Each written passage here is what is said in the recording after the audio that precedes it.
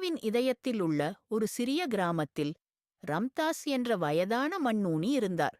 அவர் அங்கே சிறந்த மண் விளக்குகளை உருவாக்குவதால் பிரபலமானவர். எளிமையானவை, ஆனால் அழகாகவும் பாரம்பரியத்தையும் பாராட்டும் வகையிலும் உருவாக்கப்பட்டவை.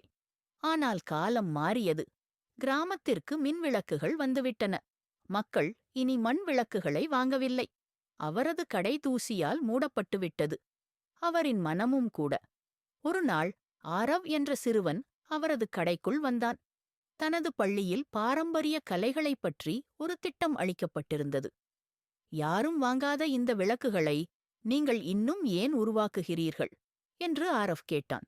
ரம்தாஸ் மெதுவாக புன்னகை செய்தார்.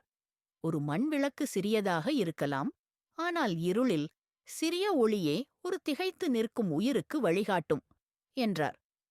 ஆரவுக்கு இது மிகுந்த நெகிழ்ச்சியளித்தது.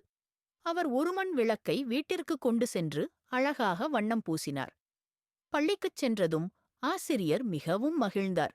அவர் அந்த வகுப்பை ரம்தாஸ் அவர்களை பார்க்க ஊக்குவித்தார். விரைவில் ரம்தாஸ் அவர்களின் கடை மீண்டும் மக்கள் நிறைந்தது. வாங்க வந்தவர்கள் அல்ல, ஆனால் குழந்தைகள். அவர் அவர்களுக்கு மண்ணை எவ்வாறு வடிவமைப்பது, பூமியைக் கேட்பது, பொறுமையாக இருக்க கற்றுத்தந்தார்.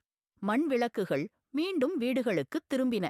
அவை தேவையாக அல்ல, பாரம்பரியத்தின், கலைப்பாடத்தின், ஒளியின் அடையாளமாக. அந்த தீபாவளியில் கிராமம் மின்னவில்லை மின் விளக்குகளால், ஆனால் நூற்றுக்கணக்கான மண் விளக்குகளால் பிரகாசித்தது. பழைய கைவினை மீண்டும் உயிர் பெற்றது. தேவைக்காக அல்ல, அர்த்தத்துக்காக. நம்ம சேனல்ல சப்ஸ்கிரைப் பண்ணுங்க.